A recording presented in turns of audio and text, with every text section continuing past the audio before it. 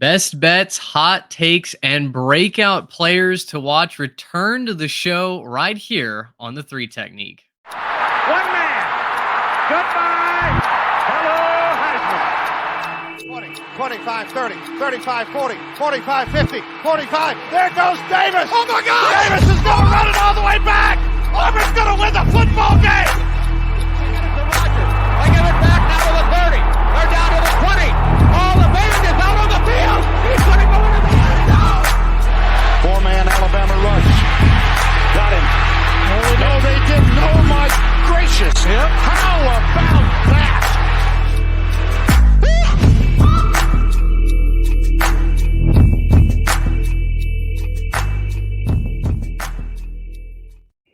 Well, hello, everybody. Welcome to the Three Technique, a college football podcast at the intersection of the X's and O's and the Jimmies and the Joes. We've got the full crew on tonight. Trey Reeves, Garrett Turney. I'm Mitch Mason. Glad to have you hanging out with us tonight. We've got a lot to cover tonight, including Trey walking you through some financial advice. We're going to have to talk through that. Second segment of the show, we have the second edition of our post-spring ball hot takes. And finally, couple of breakout players for you to watch. That was a popular segment last offseason. We brought it back this year.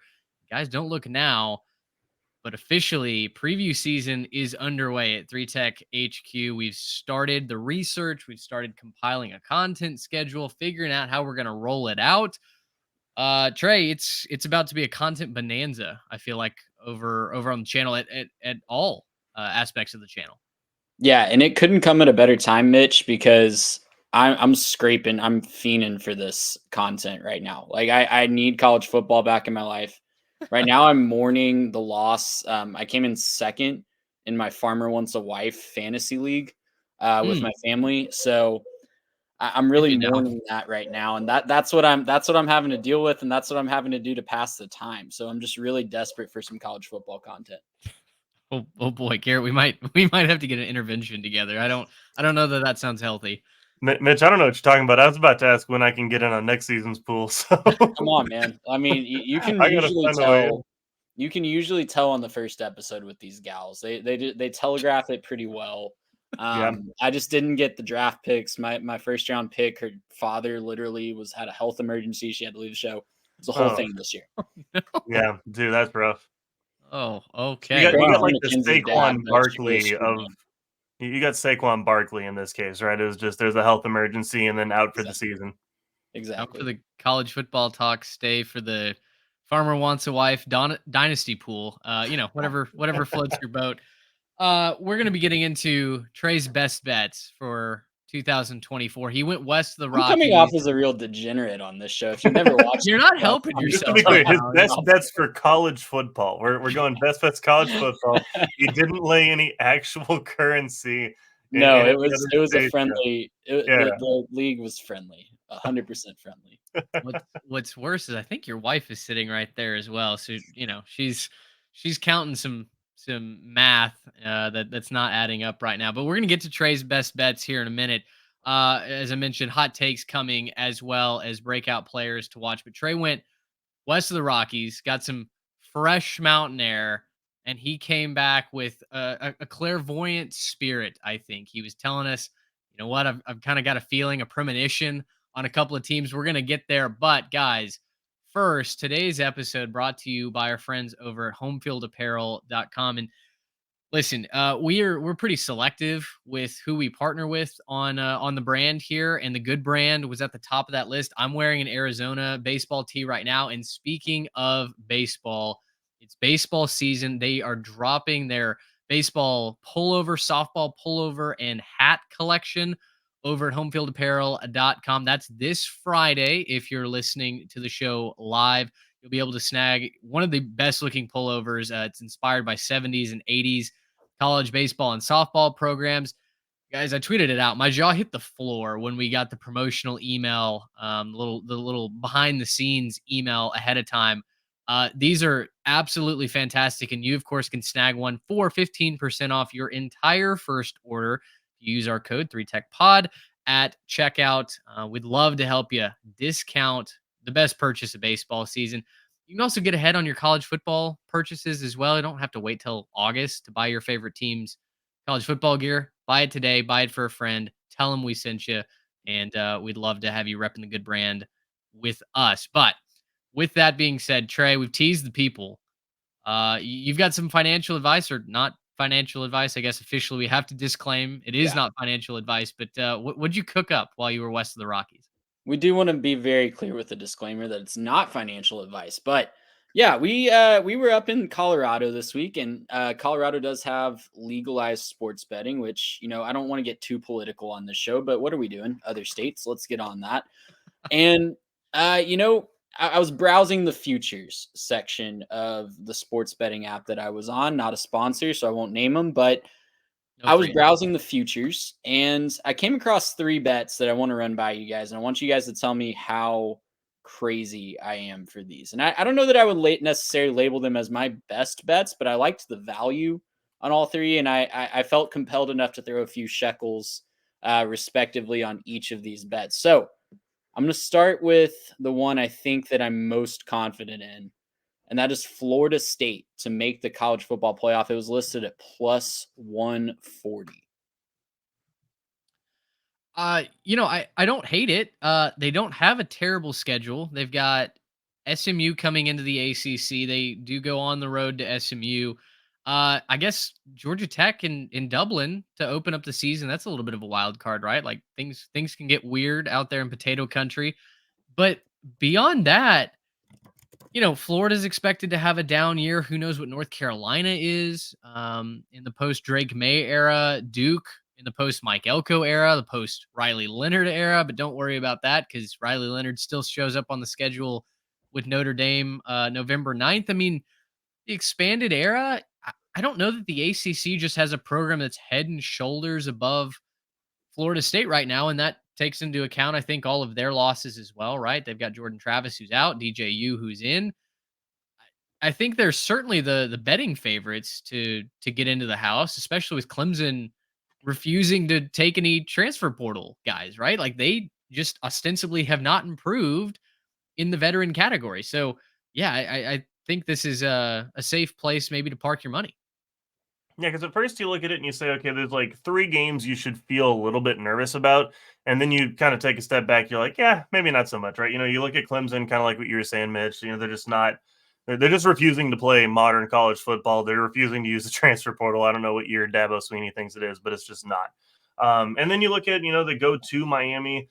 And then they go to Notre Dame. There's a couple of rough, road games. Kind of depends on what you think of them. I know that we've been a little bit higher on the Miami this offseason, saying like, hey, look, there's not like a lot of excuses for why they shouldn't perform well. Doesn't mean they won't, right? They might be really bad this year anyways, but you look at Miami on paper, they sure look a lot better. And obviously Notre Dame's always going to be a competitive game, especially when you're going to Notre Dame. So, I look at this and I say, there's a couple games that, maybe you're a little bit nervous about, but you still think Florida State's probably favored in all, if not maybe one game. Maybe Notre Dame on the road they're not favored in, but I think every other game on their schedule they're probably favored in.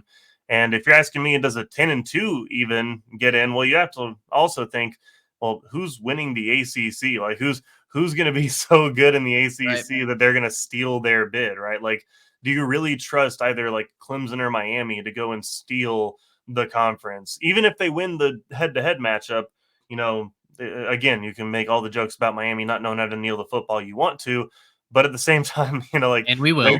and we will. But they might find a way to lose a game they shouldn't, and Clemson certainly might find a way to lose a game they shouldn't. So, you know what I mean? I look at this. I think this is a really good opportunity for them to finally make the playoff. And also, if there's ever been, like a makeup call or a goodwill call type of thing with the committee, it's got to be this, right?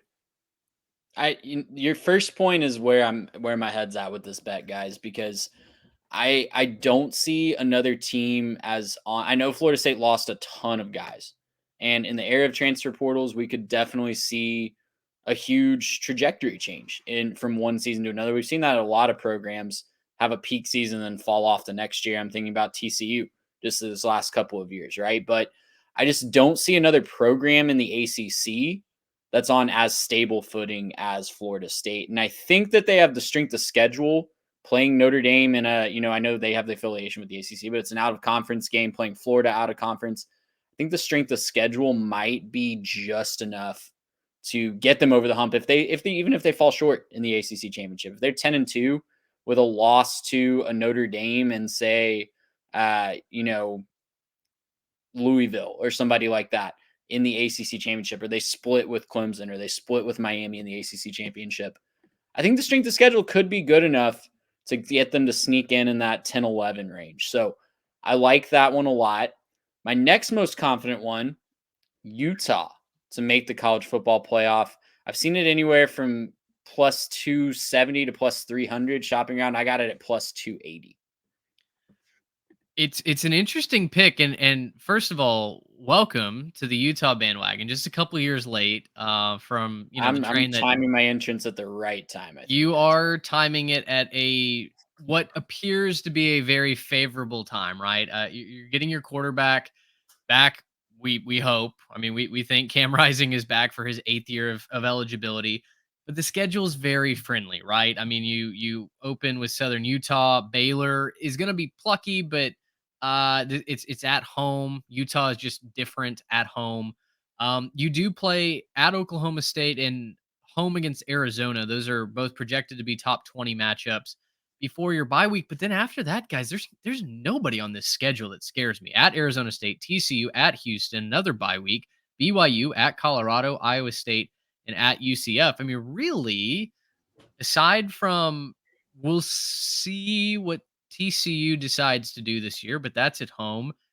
Iowa State's at home. The long road trip to the bounce house, maybe that's the trap door at the end of the season, but boy, it looks awfully friendly for the Utes. Yeah, and this is again a Utah team that's won a couple of conference championships in the Pac-12 the last few years. So not a whole lot of lack of confidence going into this new conference. A lot of them are probably thinking, well, we handled Oregon and Washington some of those years, and USC some of those years. What is Oklahoma State or UCF or any of that? Like, there's got to be some of that mindset, right? Where they're saying we've played harder teams than y'all and still competed in our conference. We're not really that scared. I think that this is a great pick, honestly. I mean, it's been kind of the trendy pick. I've been on the Utes bandwagon, pretty much since the start of the show. But yeah, I mean, it's been a lot of fun watching them grow. What Whittingham's able to do is pretty amazing, and in my opinion, I think he's always gotten the most out of his guys. And this is not going to be a poorly coached or an ill-prepared team. That's just not going to be what this team is.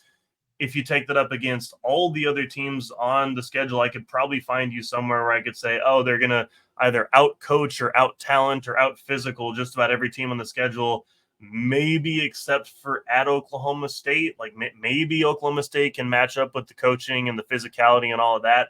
And so if you're giving me one game where you're going to say, hey, it's maybe a toss up or maybe a guaranteed loss, I'm still going to take the one loss Utes to find their way to the playoff.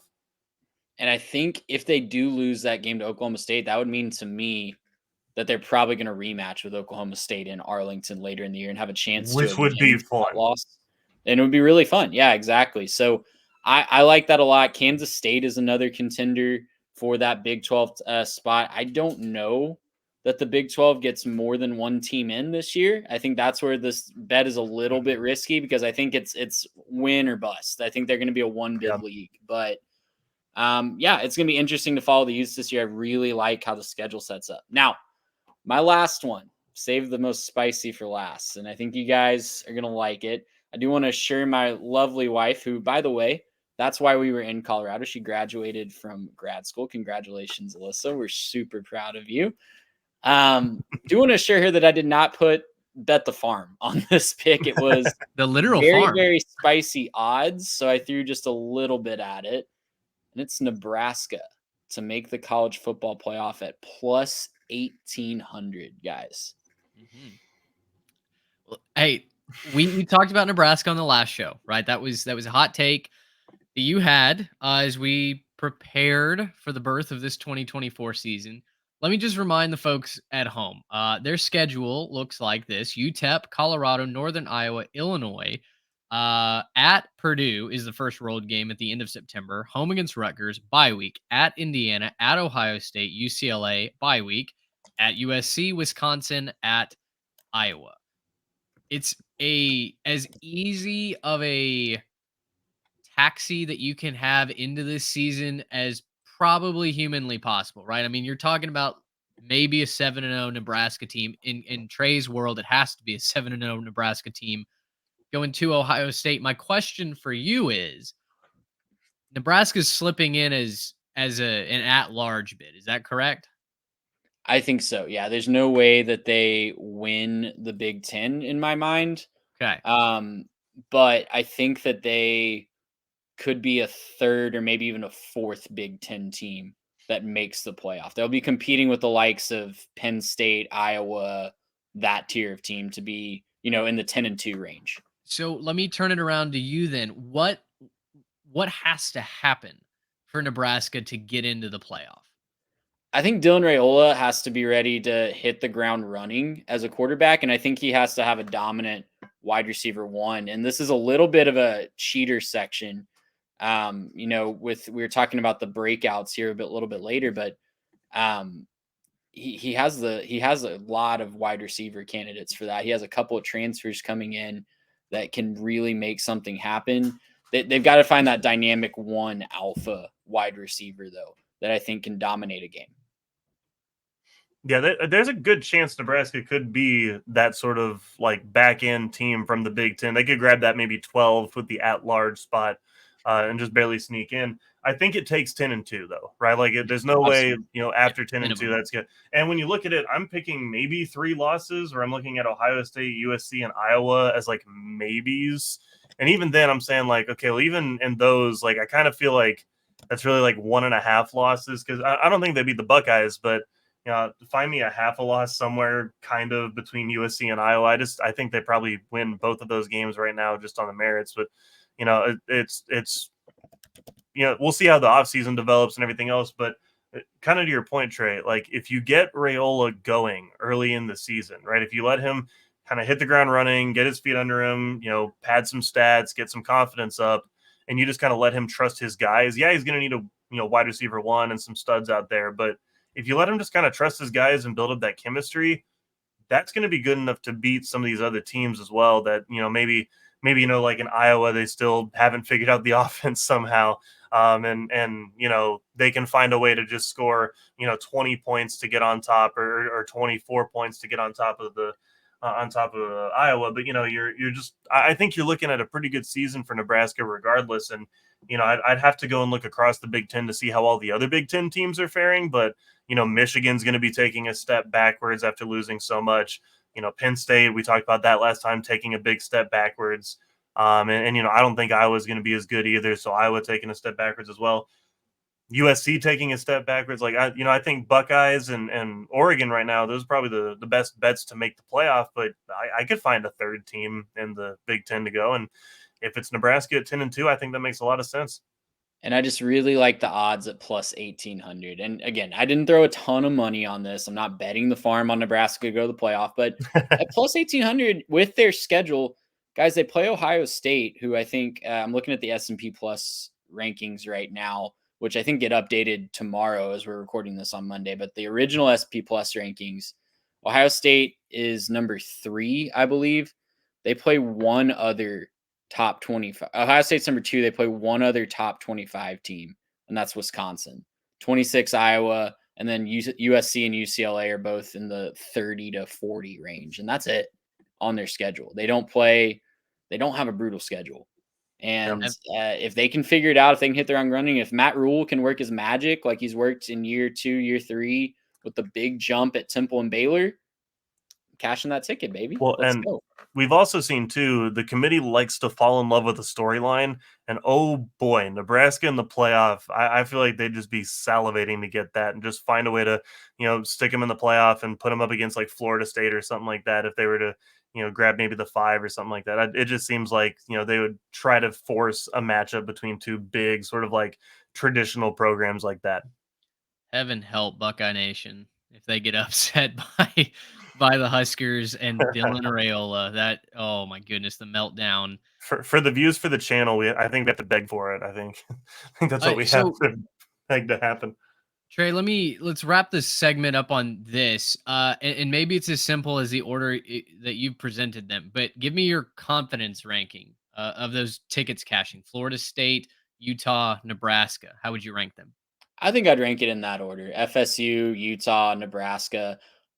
Fewer variables in the ACC. I feel like I have a better scope of what the ACC is going to look like, just because there's fewer new potential power programs entering that conference, right? I feel like I have a good grasp on where Florida State stands.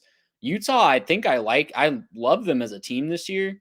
I just think there's too many variables in that conference with all of the new teams that legitimately have a shot at that conference title.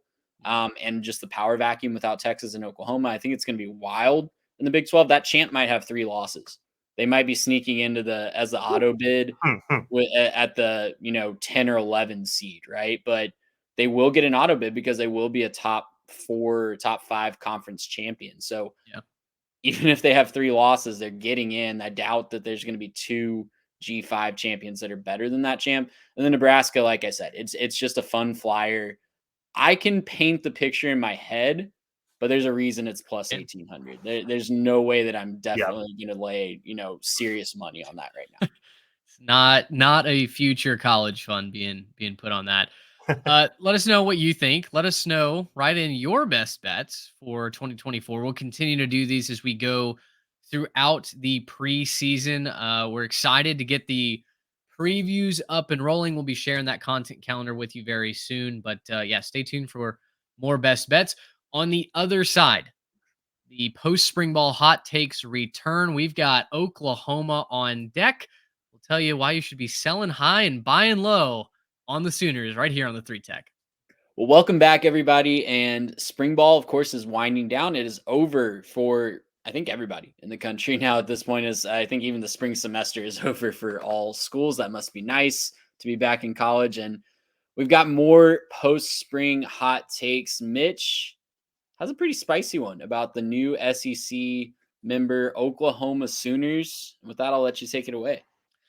Yeah, guys, listen, don't call me the stockbroker, but if you have followed some of my advice over which teams to invest in, which teams maybe to bet against, maybe fade, play some put options, you are in the money by a healthy amount.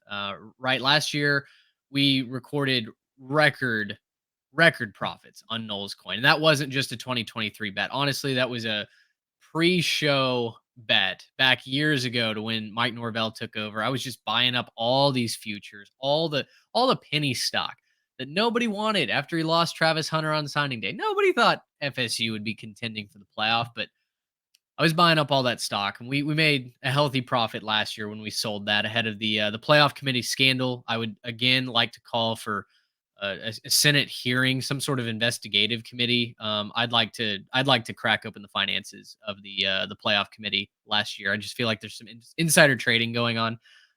So I'll continue to plant the flag for FSU, but last year, in our previews, we told you that Oklahoma was going to be a contender for the Big 12 title, and they were right there. Honestly, they're a really strange, crazy, hectic, historic loss to Oklahoma State away from making the Big 12 championship game and giving us the rematch that we really wanted, which was Oklahoma and Texas. But Oklahoma last year had a very successful season.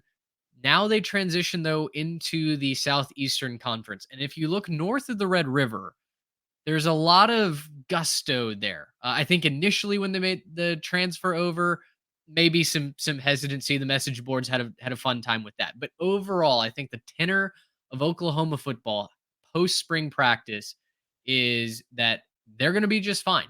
That they've got their quarterback, that the transfer portal has, yes, taken away, but it's also given them some options, and that defense is largely intact. I would sell any Oklahoma stock that you own right now. If you look at the Vegas odds, whichever sports book you choose to look at, the over under for the Oklahoma Sooners is about 7.5. So Vegas right there is telling you pump the brakes on any Boomer Sooner optimism, because you look at the Oklahoma schedule. And it starts out relatively friendly. We don't know what Tulane is going to be. Sans Willie Fritz. Actually, we get to see Willie Fritz coaching University of Houston in week 2, but it's Temple, Houston, Tulane. Then they get Tennessee in their SEC opener. The Vols come to town. It's going to be Nico's world? Are we just living in it, or can the Sooners make a first-year starter uncomfortable as he makes a true road start for the first time in his career? We'll see. At Auburn, then they play Texas. Then they've got this gauntlet that's only broken up by the Maine Black Bears, who, all respect to Maine, I don't think they're going to muster much of a challenge in Norman. But you've got South Carolina at Ole Miss, Maine at Missouri, and then you get the off week before Alabama and LSU. Now, I look at that schedule, guys, and I'm thinking to myself, first year starting quarterback. I'm thinking to myself, an entirely new running back core, a somewhat intact wide receiver crew, but an entirely new offensive line unit. And I'm talking all 5 starters from a year ago gone, transferred, graduated, what have you. That is not a recipe for success in the Southeastern Conference. And as much as I respect Brent Venables for bouncing back a season ago, I am not bullish on the Oklahoma Sooners heading into 2024. So I'd say right now, if you are an owner in the Boomer Sooner ETF, maybe we sell. Maybe we trim that position a little bit. Look to buy at the end of the year when I'm sure plenty of folks are going to be jumping off that wagon. You can buy low like we did with Oklahoma. I am with you. And I think it's because the SEC just did the Sooners absolutely dirty in the Horrendous. schedule release. Horrendous schedule. They handed Texas, by all accounts, for an SEC schedule, Texas got off very easy. They really don't play any of the projected top teams other than Georgia, and they get Georgia at home. Oklahoma is just immediately being treated as the redheaded stepchild by this conference. Like that closing state, I'm just going to read it again. At Ole Miss, the home game with Maine, at Mizzou, bye week, Alabama, at LSU. Like, I know that Alabama and LSU have a lot of question marks this year. New coach replacing Saban, obviously, new quarterback in LSU, but that's brutal, man. Like, I don't know if there's a win after that Maine game. Wow. Okay. I like that. Explain that. Expound. Mizzou's good. Like Mizzou is really good. They have Connor Cook to Luther Burden connection that I don't think Oklahoma can match nor defend. LSU or Alabama and LSU, I think if they were catching them early, they'd have a better chance. But Yeah. I think Alabama will have. I think Kalen DeBoer will have it figured out at Alabama by then. They might not be a college football playoff caliber team or a top 4 caliber team, but I think they'll be better than what Oklahoma puts on the field. And I think LSU will have things figured out by then as well. They're typically under Brian Kelly have closed better than they start the year. So I think that's an awful time to get those two teams. Well, and I was about to say, I think you could legit make a case for 6-6 on Oklahoma's schedule and have them that low. And I'm not trying to be mean or harsh to the Sooners or anything. I got some family that like the Sooners, but look, I mean, I don't think you can pick them to beat Tennessee in their first SEC game, even if it's at home, right? I don't think you can pick them to beat Tennessee right now. You travel to Auburn, you don't just win on the plains. That's just not how that works. You get Auburn's got to be able to score, though. No, I'm just saying Auburn's not very good, but you don't just win, right? And Auburn will show up. It'll be early enough in the season. Auburn's always feisty at the beginning, even the last couple of years, and they haven't been very good. They always show up at the beginning of the year and give you some hell. So that's always something you can count on with them. But I mean, look, like right now, if I was just counting losses, I'd say Tennessee's a loss, Texas is a loss, Ole Miss is a loss, Missouri's a loss, Bama's a loss, LSU's a loss. That's 6 losses right there. And that tells me that you have to then go perfect against teams like South Carolina and Auburn, which, they're not maybe fantastic teams, but you don't just roll over them the same way that you could have in the Big 12 when you're, going up to visit an old, Kansas team before they got good, or, finding a Baylor in the last couple of years to roll over, so it's not just this off week, right? It's not like you get some reprieve. And I think that's something that both Texas and Oklahoma are going to figure out. Now, Texas gets it a lot easier, kind of like you were saying, Trey, like they get a lot easier schedule, but it's not like there's no grind in the SEC, and it's definitely not the same thing as the Big 12. So if they don't come to play every single week, they're going to be in trouble. And the other big factor too is just momentum, right? Momentum in the season can kill a season, right? If Oklahoma's, fighting for bowl eligibility going into the last couple of games against Missouri, Bama, and LSU, that's not going to be enough motivation to get them over the hump, right? They're not going to be thrilled to roll out of bed and go play in Columbia, Missouri, right? That's not going to be a fun time for anybody on that Sooner team, right? They're not going to be feeling as good as they have in the past couple of years, and they've been able to kind of sleepwalk to 10 wins. And so, I'm nervous about their beginning schedule. They certainly didn't get any favors. I mean, they're missing Georgia in terms of the top probably half of the conference on the schedule this year. That's about the only team they're missing from what will probably end up being that top half of the conference. And so, yeah, look, not fun times for Oklahoma, like you were saying, Mitch. Like, you can sell right now and you can buy it up at the end of the season once the transfer window opens, and they maybe start to make something out of it. I want to go back to something you said, Garrett, because judging by the fan bases online that I've seen, neither Texas nor Oklahoma is really taking into account the lack of talent disparity that they're about to run into, because they got to enjoy for the past 10 to 15 years just running rampant over a talent deprived Big 12. And it was a shock anytime that either of those two lost, because they were so much more talented than every team on their conference schedule. Oklahoma and Texas are still very talented, but that drop off between them and the week in, week out opponents, it's going to be eye opening for those teams. And I don't know that either fan base is really ready for that. And I think that they're a little overconfident, especially those down in Austin. I know that they got a big favor in the SEC schedule, but even if it's not this year, maybe it's next year when the home road games flip, or after that as the schedule starts to, even out. I just don't know that either of those fan bases are really ready to appreciate the lack of talent disparity.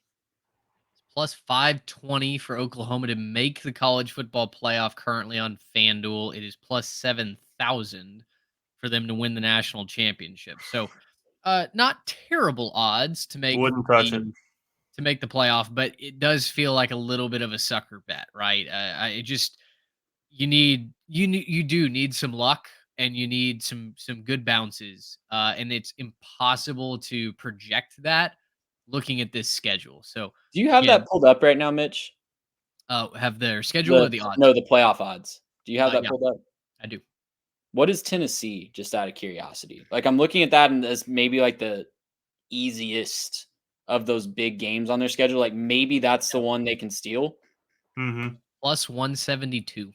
And that's that's a huge discrepancy. I know that that's taking into account schedules. I'm sure Tennessee gets to play Vanderbilt as an in-state rival and all kinds of stuff, but that's the story to me right there. I would say Tennessee is the most likely win out of those that we listed for Oklahoma, and plus 560 to plus 170 is a huge jump. It's a big old drop off. If you're wondering what Missouri is, little old Missouri, they're 184, plus 184. So a lot of SEC teams packed tightly together around that plus 200 mark. Oklahoma nowhere near that. So fade the Sooners this year. Don't worry, you can buy plenty of stock in them at the middle of this season when everyone's calling for Brent Venables to be fired. That's when you buy the OU stock and you pay it off in the year or two down the line. Well, we've got one more segment on tonight's show coming up after the break. Garrett and I break down our first breakout candidates for 2024. All right, well, we close out tonight's episode with one of the most popular preseason segments from 2023. We've got breakout players to watch. They're back again. Garrett and Trey have gone to the film room to find one player each. And Garrett, we go west to Big Ten country for your breakout player. Yeah, up to the far northwest, folks. We're heading to the Big Ten. I'm picking Jordan James, my breakout, Oregon's running back, and it's pretty easy to see why. He did have some playing time last year, not a whole lot of playing time. He had 107 carries, so it's certainly nothing to sniff at. But it certainly isn't a full tailback workload, right? You gotta get a lot more carries to be kind of the lead starter back. But on those 107 carries, he averaged 7.1 per carry and did have 11 touchdowns. So the dude found a way to make his touches count.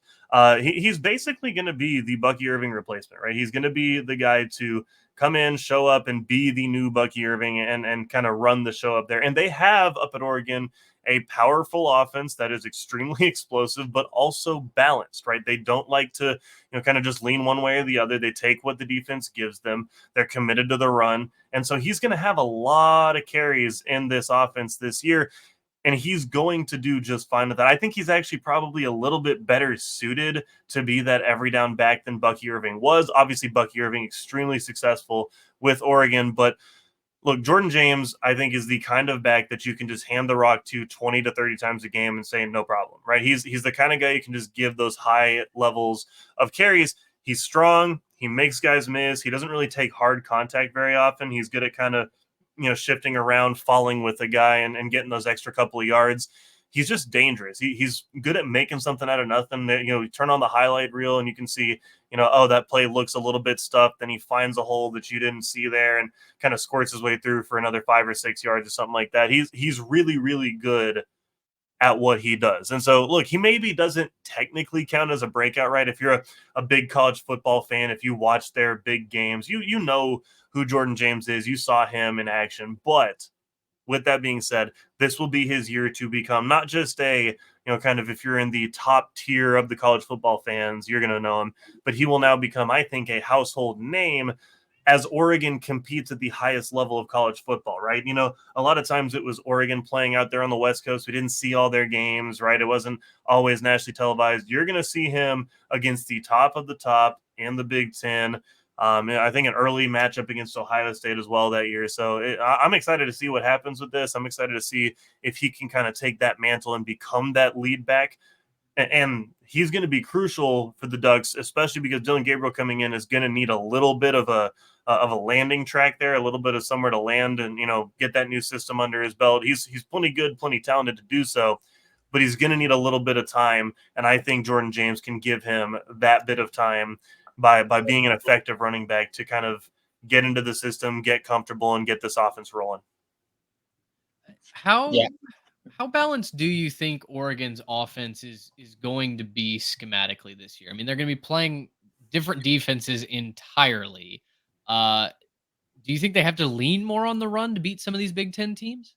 I don't necessarily think they're going to have to lean on the run to beat them, but they're going to need to in some of those harsher environments late in the season, right? Like it's not going to be the same thing as just playing a game up there where it's cold, but it's not quite that level of cold as it gets in the Midwest, right? It's going to be a little bit of a shock for them, but I do think that they're going to be able to stay balanced. And I think it's not so much about what the other teams present. I think it's about Oregon, right? I think what they do on offense is not based on, hey, this defense says that they're good at running the foot or stopping the run, so we're just going to pass this game. They do a good job of finding things, but they're so balanced and so talented that they can kind of get what they want, right? There's a lot of players, on the outside. I'm thinking, they got Evan Stewart in from the transfer. They get a bunch of receivers coming back, and they're plenty talented. Just kind of across the board. And the thing that I think a lot of people overlook is just how good that offensive line is. That offensive line, is extremely talented. The way that they're coached up there, they play just a different style of football to what a lot of the Pac-12 was playing. They're real strong, real physical. That's why it worked so well last year. And I think it's going to pay some dividends this year when you see that, yeah, they're going to be able to, kind of play some head up, just helmet on helmet, put a hat on a hat type of football.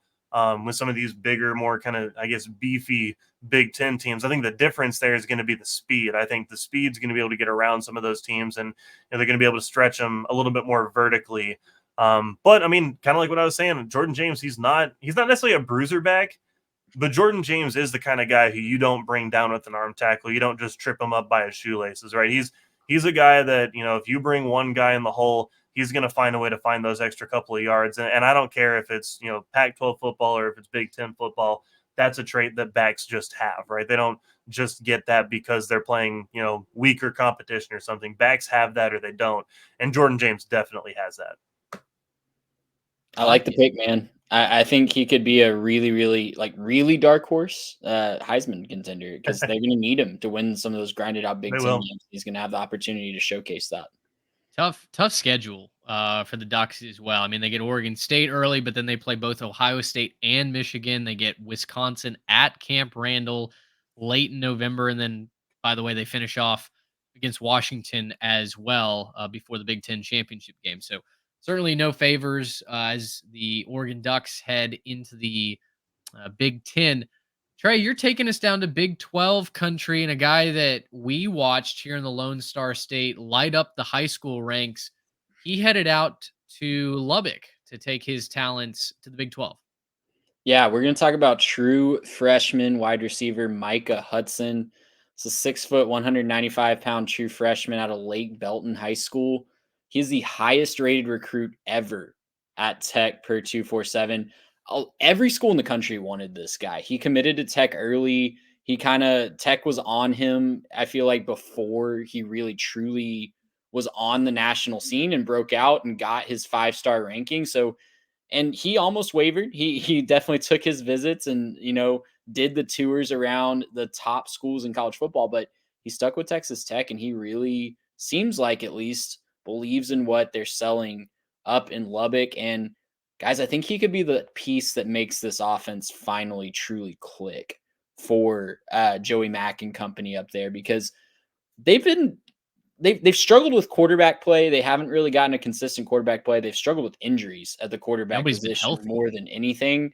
And maybe it's a chicken egg situation here, but they really haven't had that dynamic playmaking wide receiver. Last year, their leading wide receiver was Xavier White, who had 556 yards and 1 touchdown on 39 receptions. So he's gone. He exhausts his eligibility. They also lost 2 of their other top 4 receivers from last year. So there's a big, big opportunity for Hudson to step in immediately and be the number 1 alpha as a freshman.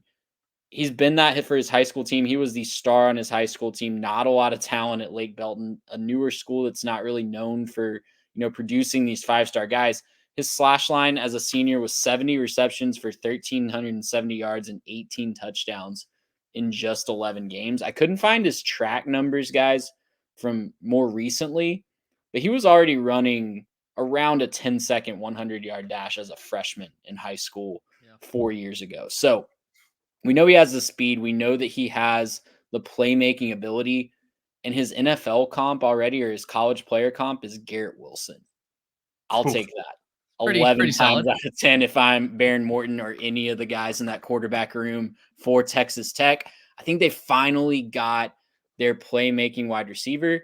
Oh, and he gets to pair up with Josh Kelly, the transfer from Washington State, who put up almost 1,000 yards in that offense last year. It's true. I mean, Tech is going to be speedy, go fast. There's no doubt. I mean, that's what the Red Raiders want to do. That's what Kitley and company are drawing up out there in Lubbock. And hey, finally, I think they have a decent offensive line heading into this season as well. I mean, gosh, you mentioned it. The quarterback play has been a huge issue, but it really hadn't been their fault. Everybody that's lined up under center has ended up getting hurt like 2 throws into their tenure, right? I mean, it's just been one injury after the other. Tyler Shuck transferred to his 6th school. He's now at Louisville. So I think if Baron Morton can really own the mantle, right? Say, okay, I'm the guy, and step into it and stay healthy, the Red Raiders could make a whole lot of noise this year in the Big 12. You guys had them going to Arlington last year. I don't know if you're going to repeat that prediction this season, but they could be a lot more fun to watch this year than they were a season ago. Mitch, I think they're going to put up a lot more points this year. That's for sure. Mitch, I don't know what you're talking about. I pivoted off of that in the pre-show for that podcast. Excuse Trey you. did not. I did not. I stuck to my guns, man. I completely pivoted off of it. I was with Trey for like the entire time. Then like 3 seconds before the show happened, I was like, nah, maybe Texas. And then just kind of pivoted completely off of it. No, I love this pick for Micah Hudson. I think Micah is going to be a lot of fun. He kind of gives me that, like, you don't actually have to be all that good. You can just kind of be like, screw it, Micah's down there somewhere type of thing, because he's got wheels, and I think he's going to be able to get down there. He's also not the smallest guy either. A lot of times you get these, speedy guys that come in at like 5'8", 5'9", and they're a little bit undersized with all that speed. But, he stands there 6 foot 190. That's not, massive by any means. He's not going to completely body guys, but, he's able to, get up and go get one. So I think with that kind of athleticism, that's going to bring something that they've desperately needed in Lubbock for a while. So I think it's really, really exciting for them to be able to get this guy. I think a really cool, story in recruiting nowadays, where most of the times, you see a lot of these high rated guys, they're going to the places with the big name and the big cash value. Instead, Micah Hudson going off to go play at Tech because they built the relationship, right? I think that's awesome. I'm going to be rooting for him. He's easy to root for. I think he could have a similar effect, not predicting the same level of success, but he could have a similar effect on that offense as Luther Burden has up at Missouri, right? Where he's kind of that guy who broke the offense open. He gives people someone to say, like, yeah, you can try to double him, but he's going to find the ball. And so I think he's got that kind of playmaking ability. I'm not saying Texas Tech is going to be Missouri or anything like that. I'm not saying that, but you could see the same kind of effect on the offense where they get a lot better and make a massive step forward and become one of those teams where now it's not, maybe not competing, but they could go knock off one of the competitors for the Big 12 now. Who knows? Who knows? Red Raiders could be a whole lot of fun this year. They were our darling a couple of years ago, year one of the show. You guys were heavy on them last year as just an outright championship contender. Let's see what the evolution of the Red Raiders are this year in 2024. Guys, final comments before we close it out? I'm super glad we're going to be talking about football and not cringy reality TV. Woo! Yes. Yeah, I mean, gosh, our preseason starts earlier and earlier every year. I think as we dial out kind of the formula, right? And we've got so much to plan for with social media content and YouTube content, podcasts. We're going to be switching up to a little bit of different format this year to give you guys more content more consistently during the preseason. Because, I mean, hey, hand up. During the preseason, we all want to do nothing but listen and consume college football content while we're at our desks, right? Like it's one of those things where you just can't quite have enough of it. We want to try and provide that for you guys. So stay tuned to our Twitter or Instagram at 3TechPod. We'll be releasing that content schedule, letting you guys know how that's going to work this year. If you are not subscribed to the Jimmies and the Joes, now is a great time to do so for free 99, of course. For Trey Reeves, Garrett Turney, I'm Mitch Mason. Thanks for hanging out with us. Until next time, so long, everybody. Gracious him. How about that?